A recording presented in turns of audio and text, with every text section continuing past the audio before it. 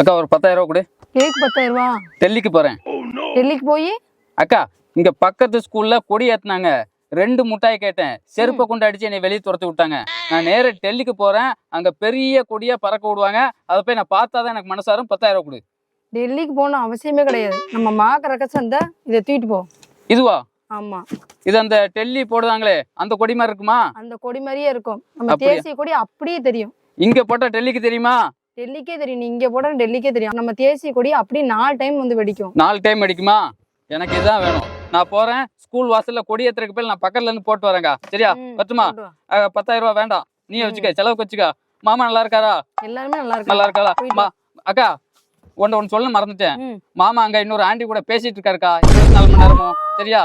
அது என்னன்னு பாரு, முதல்ல பாறேன். தாயின் மணிக்கொடி சொல்லுது ஜெய் ஹிந்த்.